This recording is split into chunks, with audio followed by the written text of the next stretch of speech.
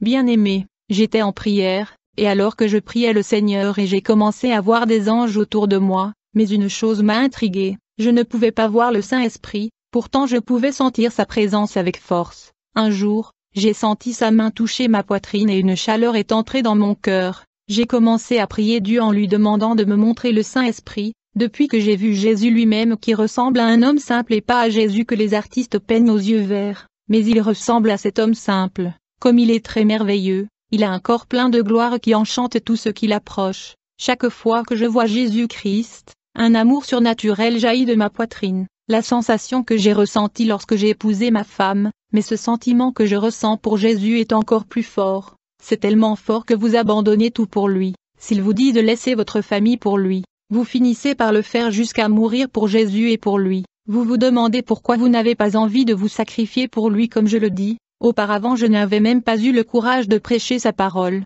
mais à partir du moment où j'ai rencontré Jésus personnellement, ce fut le coup de foudre. Jésus est beaucoup plus que vous ne le pensez, il est si poli, sa voix est douce quand il vous parle. Son amour vous enveloppe complètement, le sentiment est très merveilleux et le frisson de le voir est extraordinaire. J'ai grandi en écoutant mon père parler de Jésus, il était déjà amoureux et avait une incroyable intimité avec lui, mais je n'ai entendu que des histoires bibliques à son sujet, mais quand vous faites face à votre roi, c'est totalement différent. Une chose est pour vous d'entendre combien Jésus est glorieux et une autre chose est de le voir devant vous. La chaleur de sa gloire m'enveloppe depuis le premier jour et je ne suis plus jamais le même. Vous ne penserez plus comme un homme naturel, mais vous penserez comme Jésus. Aux yeux de Jésus émanait l'amour qui enveloppait mon âme. L'amour que je ressens pour Jésus explique le même sentiment que celui que ressentira l'Église lorsque nous rencontrerons Jésus au festin de noces. Lorsque vous rencontrerez Jésus, vous lâcherez tout péché pour lui et la dimension de votre amour grandira à chaque instant.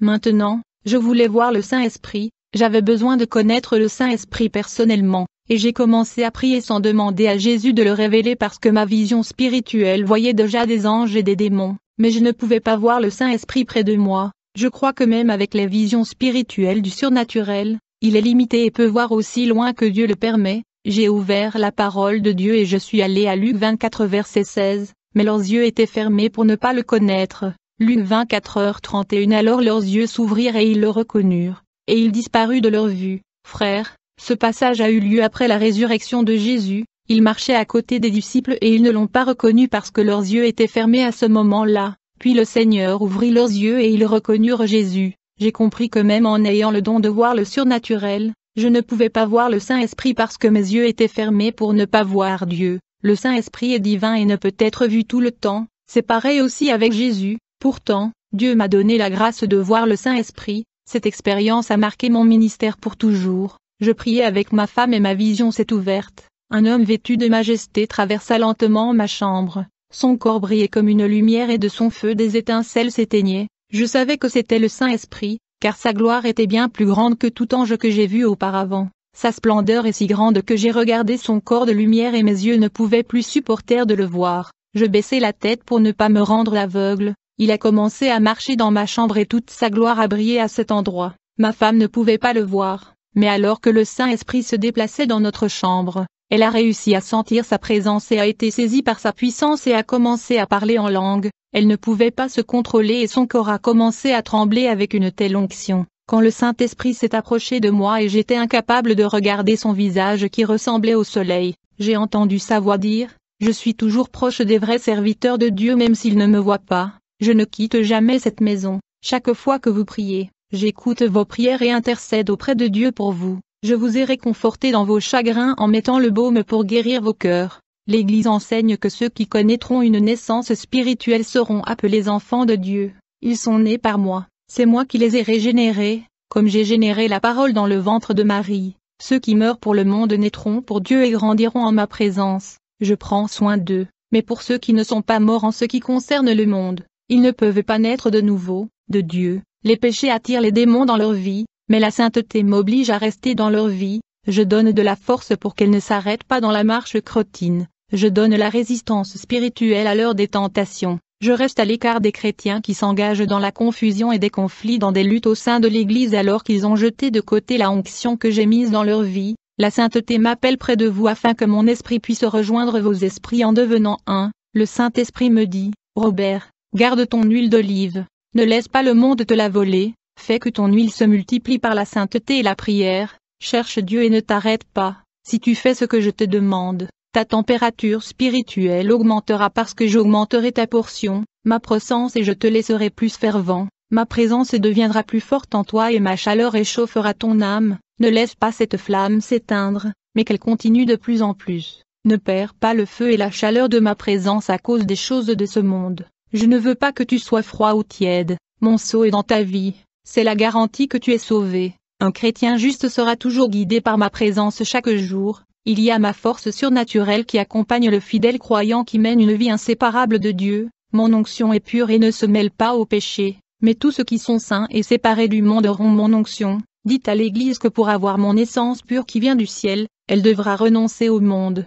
S'ils vivent une vie mondaine et veulent en même temps servir Dieu, ils ne verront jamais de résultats dans leur vie spirituelle. Leur force et ardeur pour chercher Dieu doit être plus grande que les désirs de leur chair. S'ils n'ont pas la force d'abandonner le péché, ils le perdront au monde, mais quand ils recevront mon onction dans leur vie, ils voudront l'avoir pour toujours et n'accepteront pas de le perdre. Ceux qui ont fait l'expérience avec moi l'ont déjà senti et recevront l'huile céleste dans leur vie. S'ils rompent avec le monde, ils auront leur vie spirituelle liée à moi, je changerai leur vie spirituelle, je transformerai leur âme jusqu'à ce qu'ils soient nés de nouveau. Dites à l'Église de prier et il y aura des réactions spirituelles dans leur vie qui feront que le surnaturel se produira. Ceux qui prient sans arrêter leur température et leur feu vont monter jusqu'à ce que le feu commence à sortir de leur bouche quand ils prêchent la sainte parole. La sainteté est importante pour la vie de l'Église. Ils auront l'esprit de vie qui est ma personne. Je leur donnerai de l'autorité et les ferai briller comme la lumière dans les ténèbres. Beaucoup sont égarés à cause des épreuves qui les guettent et un grand vide spirituel se trouve dans leur vie.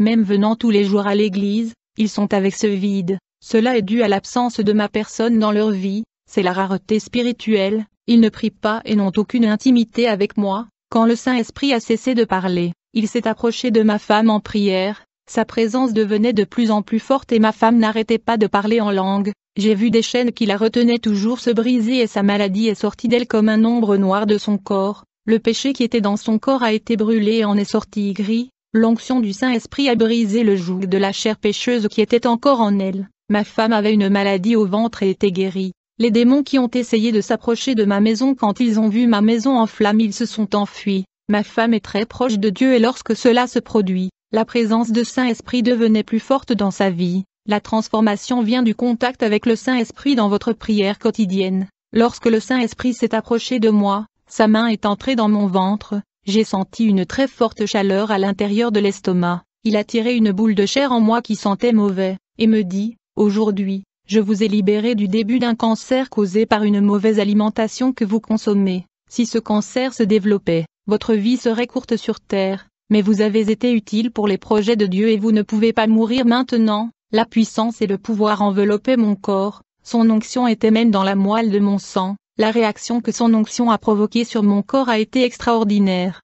Son feu a envahi toutes les cellules de mon corps, remplissant d'onction mes os. Ceci est arrivé à Élise dont les ossements morts ont été remplis d'une telle onction qu'un homme mort a ressuscité juste en touchant ses ossements. Une fois, lorsque des Israélites ont enterré un homme, ils ont aperçu une bande de ces pillards. Alors, ils jetèrent précipitamment le cadavre dans la tombe d'Élisée et s'enfuirent. Mais dès que le corps a touché les os d'Élisée, le mort est revenu à la vie et a sauté sur ses pieds.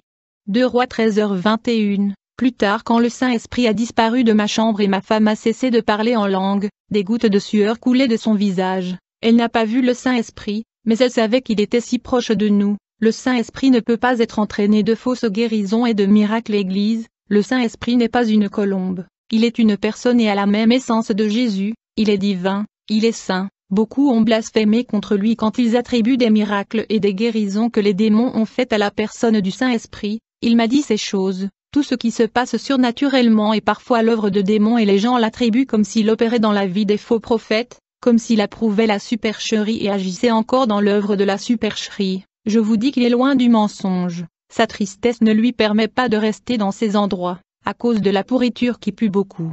Il est saint et ne peut pas rester dans les églises de Babyloniens, loin du Saint-Esprit. Vous avez besoin de la présence du Saint-Esprit chaque jour pour vaincre le monde. Avez-vous porté du fruit à Dieu? Où sont les fruits du Saint-Esprit?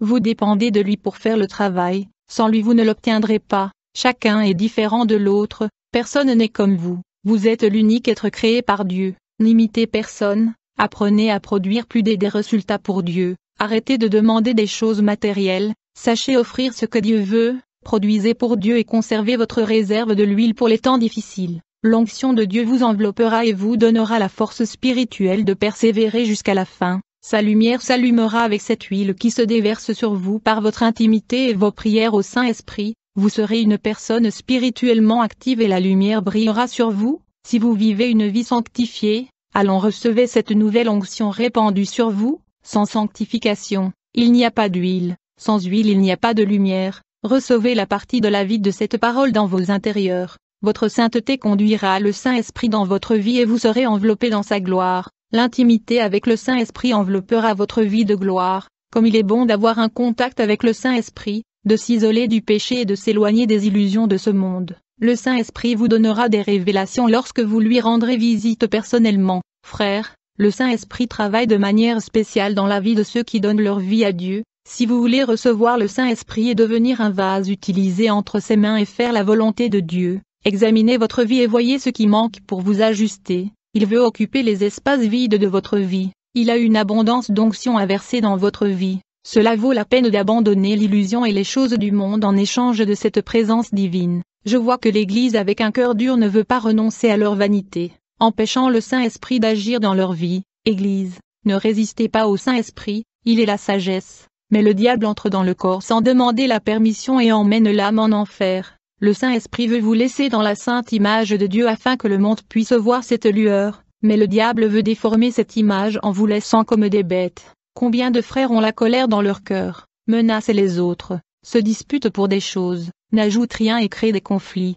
et dans leur maison se trouvent des bêtes. Le Saint-Esprit veut changer cela en vous et transformer votre vie en la laissant libre et légère. Il adoucit les cœurs durs des pierres, une personne juste brille, un ensemble de qualités s'ajoute à votre vie. Pour ceux qui sont nés de nouveau, il y a tellement de qualités spirituelles en eux, il y a tellement de fruits ajoutés dans la vie de ceux qui servent Dieu. Parfum céleste. J'ai eu une vision des saints en robe blanche et un parfum céleste émanant de leur corps. J'ai vu la pureté de leurs vêtements et la lumière attirée par leur rencontre. La lumière pénétra dans leur corps puis les laissa brillants dans toute l'église. Jésus m'a dit, cette flagrance et perfume manant des saints a été extrait des fleurs célestes pour parfumer les saints qui se purifient, la puanteur du péché. J'ai eu une vision avec ceux qui vivent dans le péché. Leurs vêtements blancs étaient sales et leur corps puait. La charogne qui exhalait également ces personnes. Jésus m'a dit, les péchés de ces gens qui vissent le péché sont puants devant moi. Après cette révélation, j'ai eu la vision de beaucoup de prédicateurs étant élevés par des bergers et non par Dieu. Ils étaient charnels et recherchaient la certification et l'ordination de l'homme pour paraître légitimes au ministère. Frères, Dieu qualifie un homme pour un ministère de sainteté. Nous ne devons pas prendre position pour faire la volonté du berger. Dieu peut vous oindre pour être son représentant sur terre et un ministre de l'Évangile. Ne vous attendez pas à l'onction des hommes. À travers ce témoin, je vois des gens qui ont une intimité avec le Saint-Esprit, je vois des croyants apprendre à parler avec le Saint-Esprit et à comprendre sa volonté, en marchant dans la direction qu'il commande. Je vois Dieu élever des gens de ses cendres. Jésus a dit, je demande seulement que le réservoir spirituel des croyants soit rempli d'huile abondante avant que je puisse l'enflammer. Les croyants doivent prier pour que les flammes restent allumées. Pour les saints qui continuent à grandir dans la grâce de mon esprit rétrogradé dans leur vie spirituelle, j'ai de grandes promesses pour eux. J'ai eu la vision de nombreux croyants en train de perdre la partie qu'ils avaient reçue. Leurs flammes ont été effacées car ils ont laissé le froid du monde se geler en se mêlant aux choses de ce monde. Ils ont réduit leur temps de recherche de Dieu et de donner plus de temps à ceux qui les éloignent de la présence de Saint-Esprit, pour allumer cette flamme éteinte. Consacrez du temps à la sainte parole et à la prière sincère. Plus vous priez, plus le feu de votre vie s'enflamme à nouveau. Pêche à l'huile après cette nuit de choc avec la présence du Saint-Esprit. Mon épouse devait prêcher dans une réunion de maison. Le service était réservé aux femmes. Elle débordait d'huile et quand elle a prêché, elle a brûlé cette maison et toutes les femmes ont été renouvelées avec le pouvoir de Dieu. Un croyant qui a une intimité avec le Saint-Esprit est un récepteur de la grâce de Dieu et un disciple qui forme ses disciples. La nuit, je suis allé prêcher où je me suis rassemblé et j'ai eu une vision de l'Esprit Saint atterrissant sur l'épaule d'un frère. Cette fois, il était en forme de colombe et se déplaçait à l'intérieur de l'église en volant partout. L'activité du Saint-Esprit a commencé dans l'église. Il est la lumière de la vie de ceux qui le cherchent. j'ai vu le Saint-Esprit enlever des écailles spirituelles aux yeux de nombreux frères. Cette colombe a atterri sur mon corps et j'ai senti l'électricité envahir mon âme.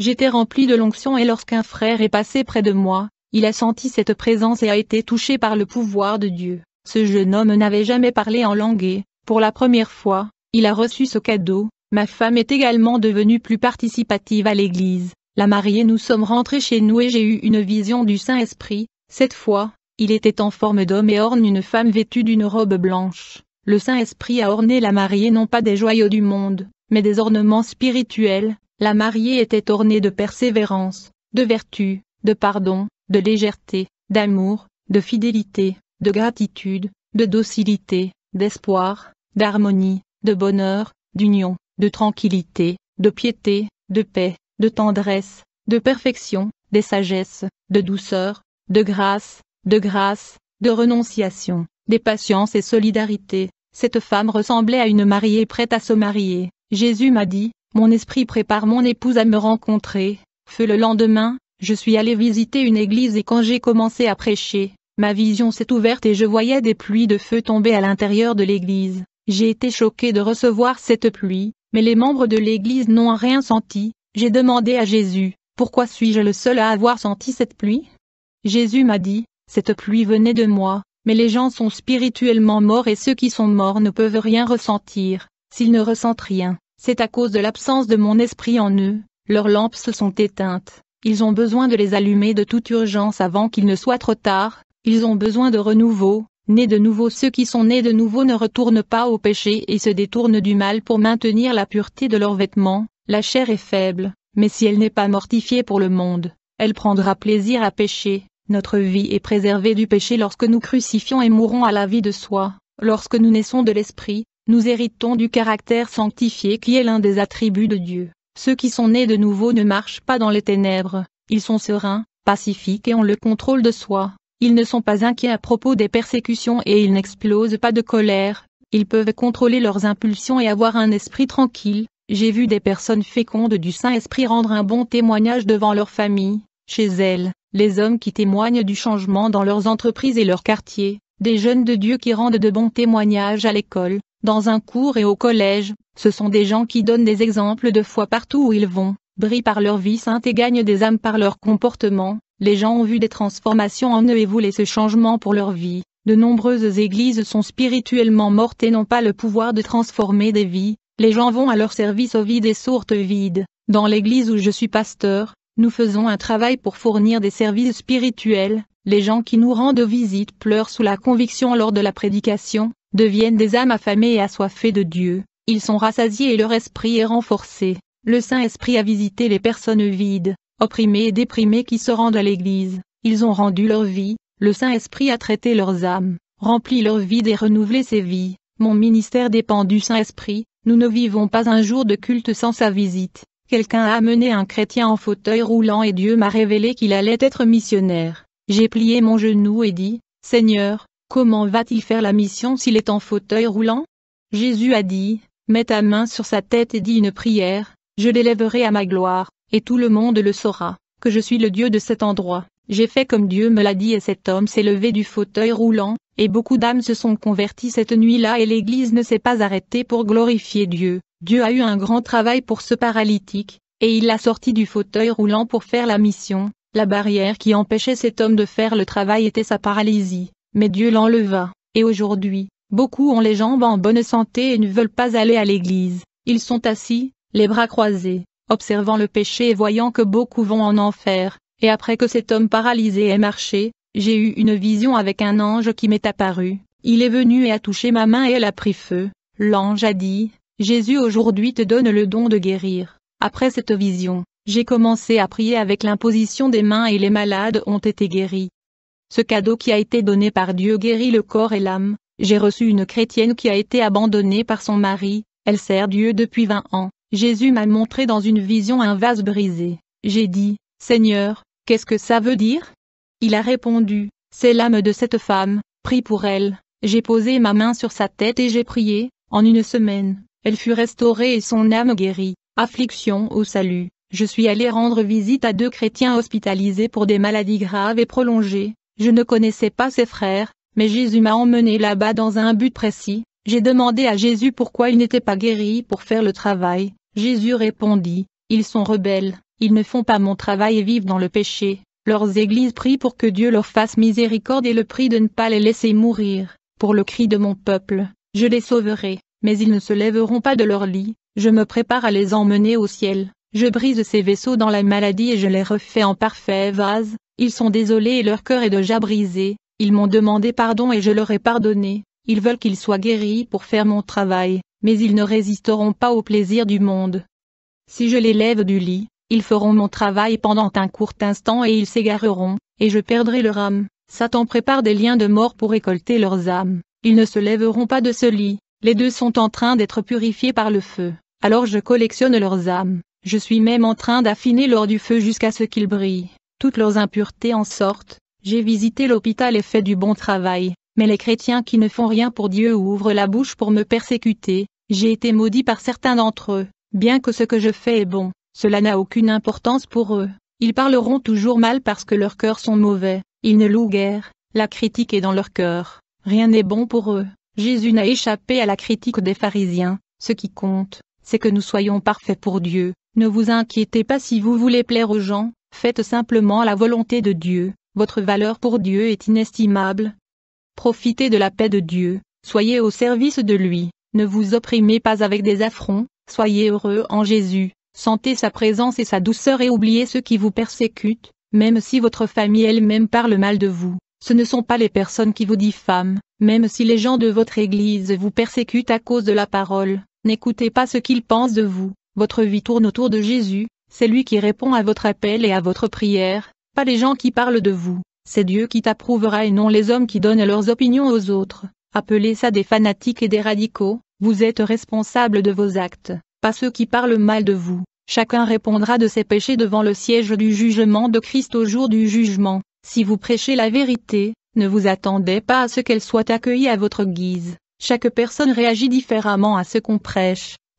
Je veux parler à tous ceux qui aiment lire la Bible. Plus vous connaissez la parole, plus vous aurez la responsabilité de marcher dessus, plus vous aurez reçu de dons du Saint-Esprit, plus vous devrez travailler pour Dieu, plus c'est spirituel, plus grande est la responsabilité et la charge. Dieu facture la mesure qu'il donne à ses serviteurs. Celui qui a peu de Dieu, il charge peu. Quiconque en aura beaucoup sera facturé. Plus nous grandissons en grâce, plus le diable nous poursuit. Ceux qui gravissent les marches spirituelles sont la cible des démons. Les signes accompagnent les saints et se réalisent toujours. Dieu donne autorité à ses serviteurs et les gens vont à eux pour obtenir de l'aide. C'est à cette heure que les âmes sont gagnées.